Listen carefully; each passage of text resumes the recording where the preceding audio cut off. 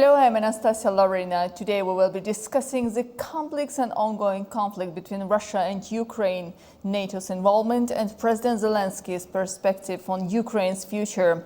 As the situation continues to evolve, many questions arise about the role of NATO, the potential for peace and what lies ahead for Ukraine. Joining me now from Ukraine is Maria Tishchenko, Associate Professor, Director of the Geopolitical. And from Norway is Glenn Diesen, Professor at the University of Southeastern Norway. Dear experts, warm welcome to our program.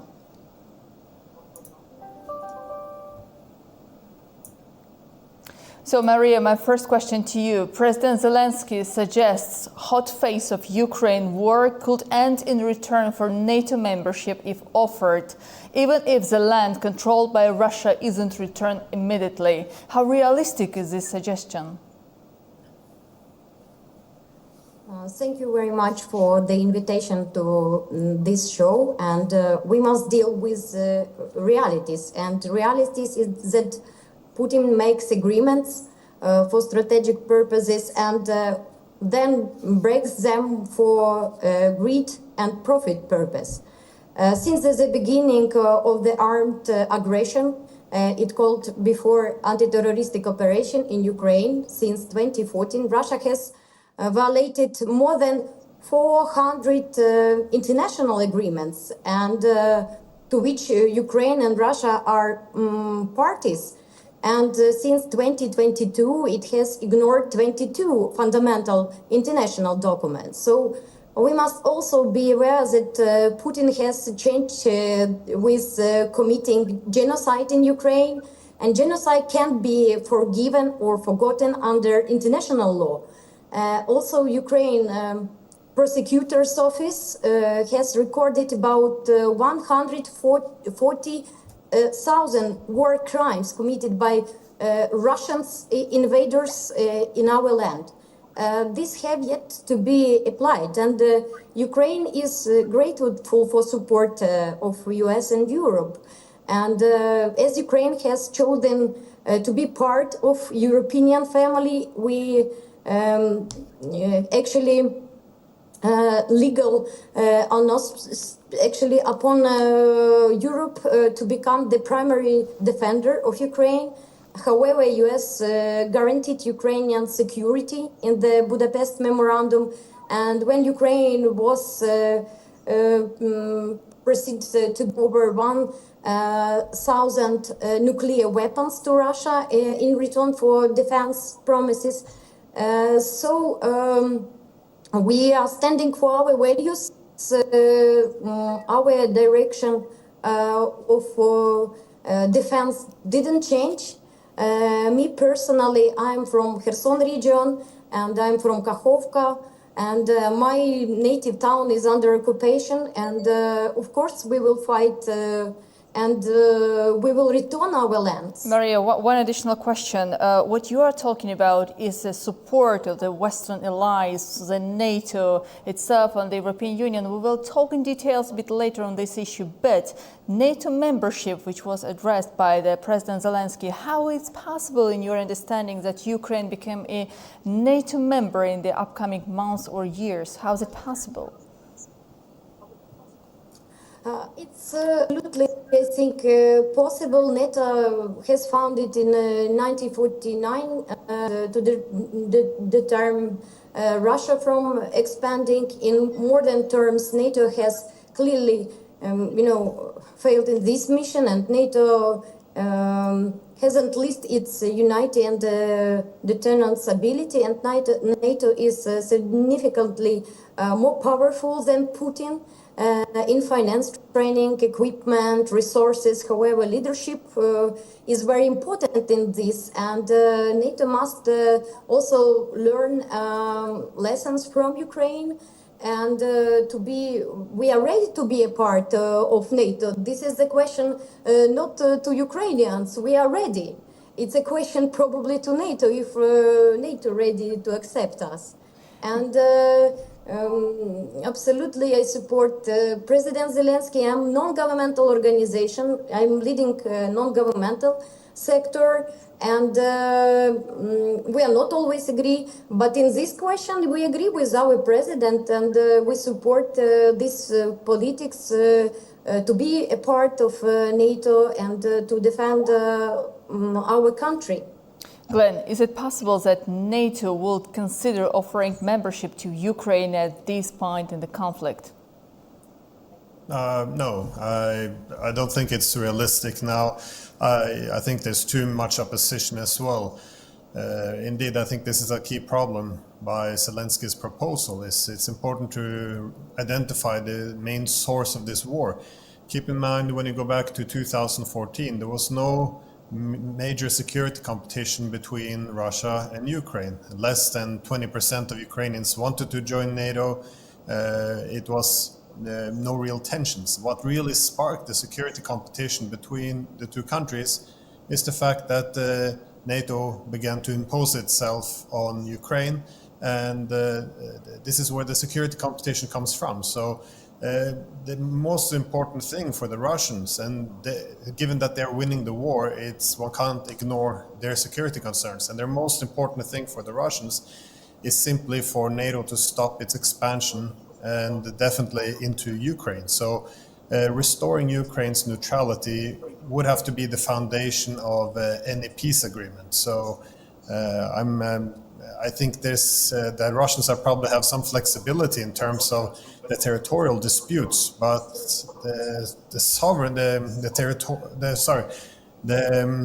the issue of restoring Ukraine's neutrality, I don't think this is a negotiable topic for the Russians. If anything, I don't even think that an end to NATO expansionism is enough.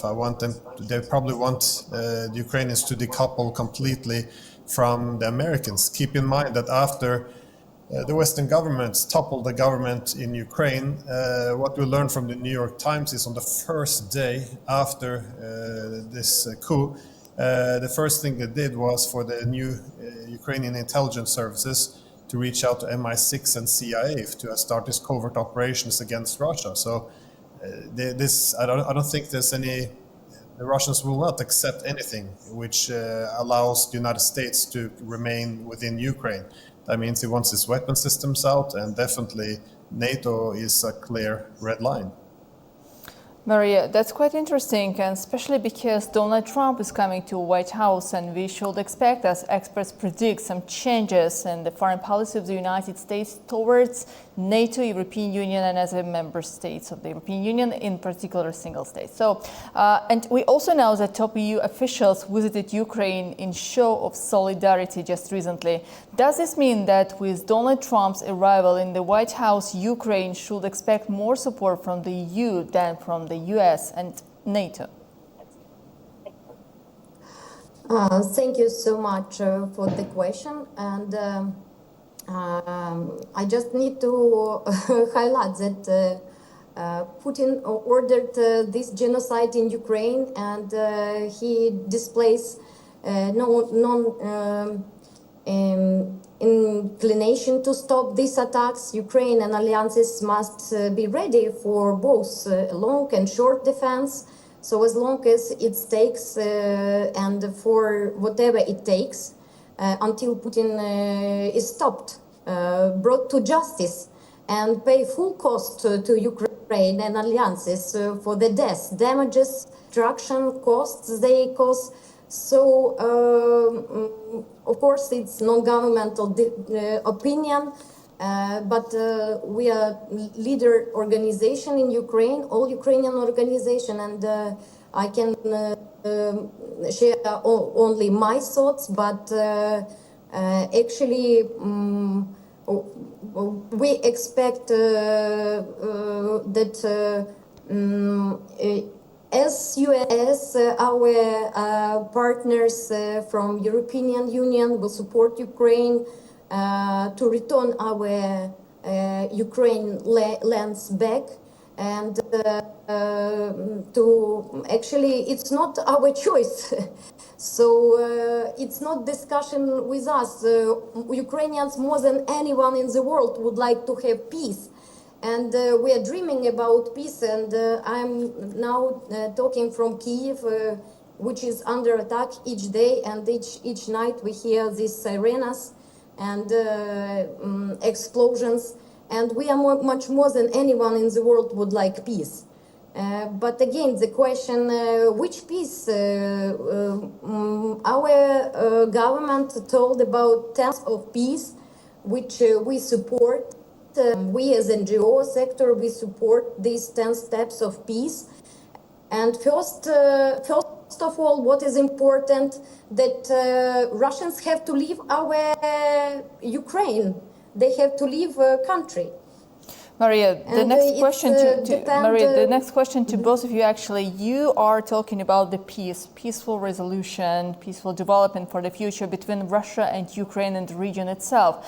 As President Zelensky in his last interview mentioned, the war can be stopped now, and the part which is now controlled by the government in Ukraine definitely has to start negotiations about the accession to NATO. So talking broadly about the future peaceful development, how do you personally see this if NATO comes to the region? In my understanding, that will be quite complicated for Moscow to accept this. So how exactly you see this peace process in the region?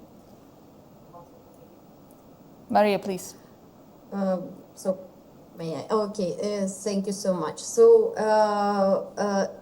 first of all, I would like to highlight that it's very important to have sustainable peace.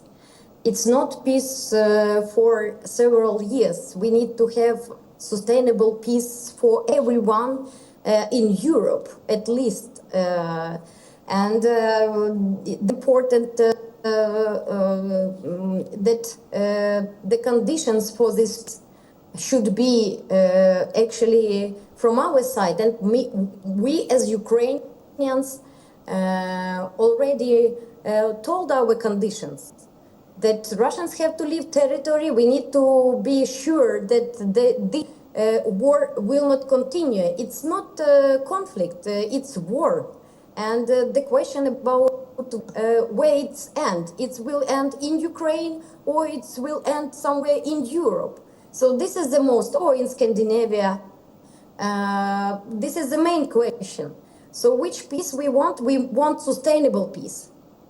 Glenn, what do you think the West could do differently to de-escalate the conflict between Russia and Ukraine?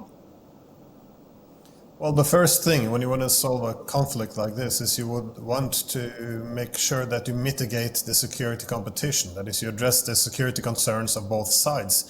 Now, this is obviously very problematic because Ukraine, of course, have every reason in the world now to be very concerned and wanting security guarantees. Now, the problem is seeking security guarantees from NATO is not going to work because NATO's incursion into Ukraine is the one reason why there's war to begin with. There was no one even talking about taking Crimea back in 2014 before NATO supported the toppling of the government. So I don't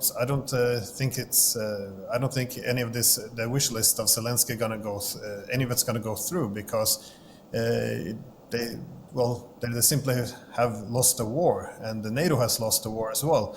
So, but I think that the US, especially under Trump, is prepared to start walking away from this whole war in Ukraine because we have to go back back to early 2022 when the Americans and the British contributed to sabotage the peace negotiations in Istanbul.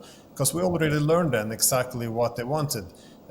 We learned it from both the Israeli and the Turkish negotiator. They were very clear that the Americans and British wanted to sabotage the peace so they could use the Ukrainians to fight Russia, to weaken a strategic rival. Now they got what they wanted. They got the Ukrainians and the Russians to kill each other for almost 3 years. But now Ukraine has exhausted itself. So the Americans and the British, and by extension NATO, will at some point move away and continue, essentially cut their losses. Now, this is of course horrific for Ukraine, and this is also why this war should never have happened. But the reality of it is that that the Russians are winning on the battlefield. Ukraine is exhausted. NATO doesn't really have anything else to come with. So for NATO to start to demand that Russia pay reparations, pull out of all territories, and accept that American and NATO missile systems going to be placed on the Russian borders for all perpetuity, it's simply not going to happen. So again, the main demand from the Russians is they do not want any more NATO in Ukraine. Unfortunately, if we would have that deal 3 years ago, the Russians wouldn't have seized any territory. As we learned from Istanbul, they would have pulled away. Instead, we went for this war. And now, again, I have all the sympathies in the world for all the suffering Ukraine has gone through, losing all these men and territories. But the reality is that given that the Russians are winning, they will dictate to a large extent the terms, and they will not accept any NATO in Ukraine. This is really a red line. Glenn, one more question to you. What are the key concerns for NATO member countries regarding the potential inclusion of Ukraine in the alliance? Well, the obvious weakness is by inviting Ukraine, as we heard from the Czech president and also many in Ukraine, is once Ukraine is part of NATO, then Ukraine can simply try to take back the territories by force, knowing that the NATO countries would be compelled to support Ukraine. So it's a way of pulling NATO into a direct war with Russia. So again, this is complete madness. And this is also why NATO has a rule that it doesn't allow countries to join which have outstanding territorial disputes. So I think given the conflicts we've seen now over the past 3 years, I think it would effectively be a declaration of war on Russia by accepting Ukraine into NATO. I don't think the Europeans or the Americans will accept Ukraine into NATO anyways. I think it's something that in NATO we like to say to the Ukrainians, so they will continue to fight a little bit more, weaken the Russians a little bit more, but at the end of the day, it's not going to happen. There won't be any NATO for Ukraine. It's a motivational speech, I think. And so again, the foundation of any agreement has to be no more NATO expansion. And the main challenge, therefore, is finding other security guarantees for Ukraine. Because I started off saying they have a lot of reasons to feel very vulnerable and insecure in the years to come. Maria, what security guarantees could NATO offer Ukraine to help protect its sovereignty, if not membership? I think we need to remember what was the beginning actually of our guarantees. And the US guaranteed Ukraine's security in Budapest Memorandum. And when Ukraine was proceeded to give these nuclear weapons and actually, of course, we need guarantees for the future. And this is about actually that we are losing territories, but Mr. Glenn, just I need to give a remark about that we return a lot of lands, our lands also. Kherson is our territory, and Kharkiv region still there. So the situation is not so certain as maybe looks like. And Ukraine returned actually almost 25% of the territory. So it means that, of course, each piece in the world should be protected. Well, unfortunately, we are running out of time. Dear expert, thank you so much for joining our discussion today.